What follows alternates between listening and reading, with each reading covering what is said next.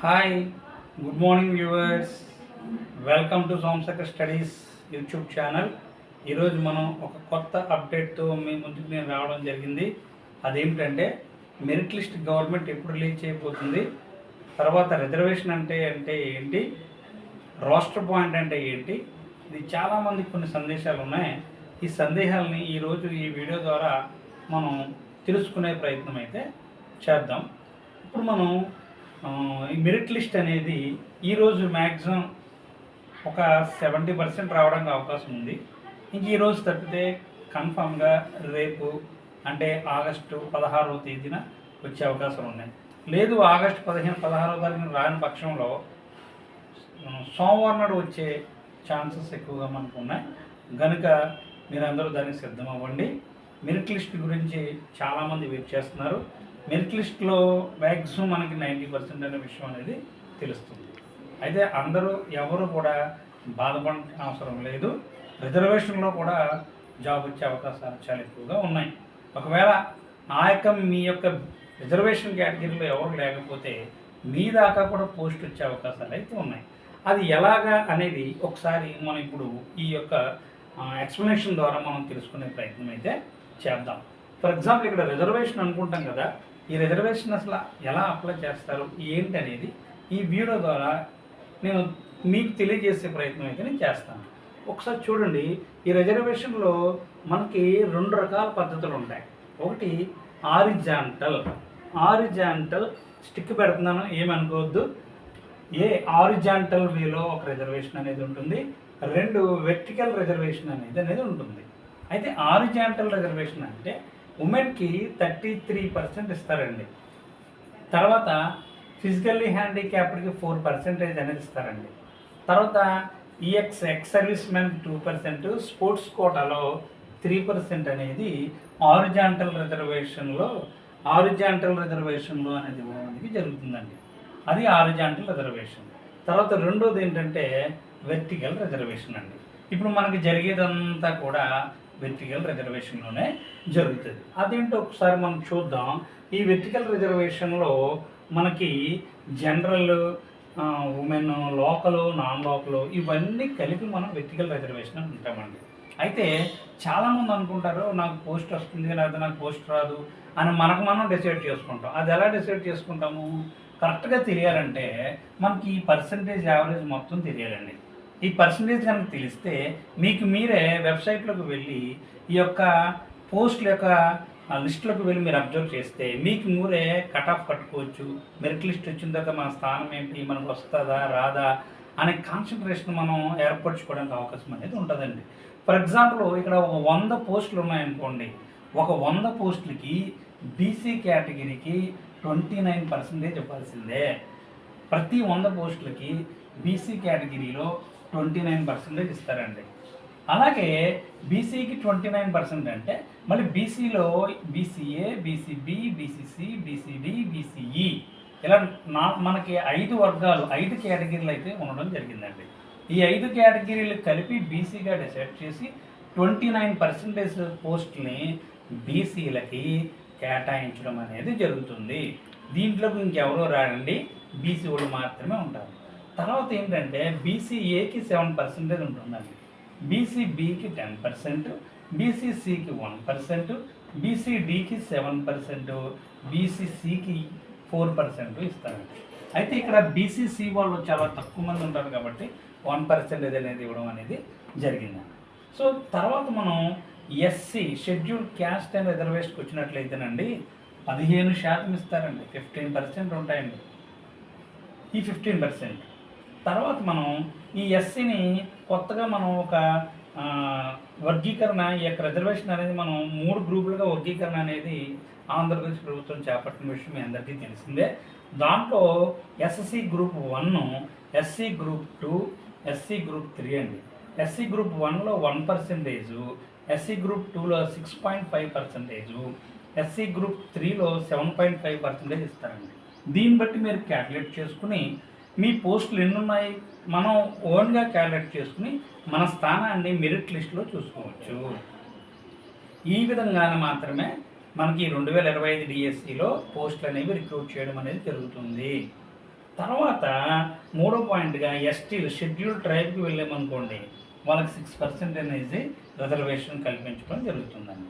తర్వాత economically weaker సెక్షన్స్కి 10% అనేది ఇవ్వడం జరుగుతుందండి.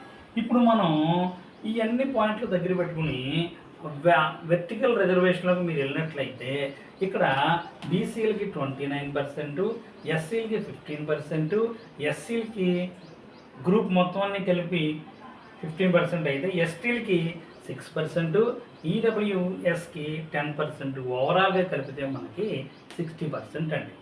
ఈ 60% రిజర్వేషన్. దీన్నే మనం రిజర్వేషన్ అంటారు. ఓపెన్ తక్కువ ఉంటుంది, రిజర్వేషన్ ఎక్కువ ఉంటుంది. ఇది మీ అందరూ కూడా గుర్తించాల్సిన అతి ముఖ్యమైన విషయము. ఎవరు భయపడని అవసరం అనేది ఇది లేదు. ఇక్కడ మనం అబ్జర్వ్ చేస్తే వెర్టికల్ రిజర్వేషన్ అనేది 60%గా ఉంటుంది.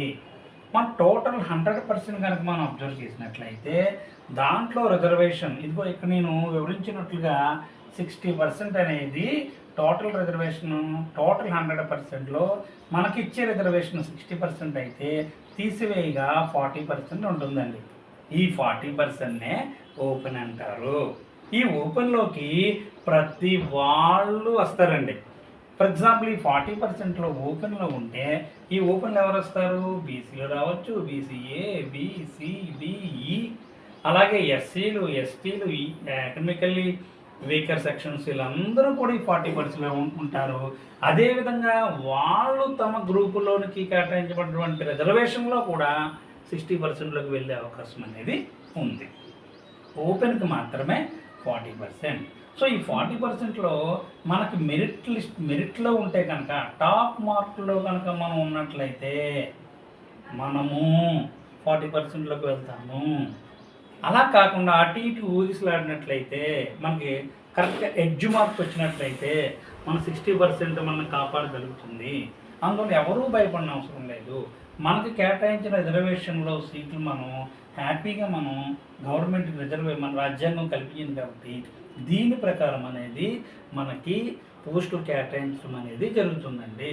అయితే ఈ హారిజాంటల్ రిజర్వేషన్లోకి వెళ్ళినట్లయితే వీళ్ళని మాత్రమే హారిజాంటల్లోనే మాత్రమే వీళ్ళని తీసుకుంటారండి. మనల్ని మాత్రం వెర్టికల్ రిజర్వేషన్ అని అంటాం. సో బికాస్ 100%లో 60% రిజర్వేషన్ ఉందండి.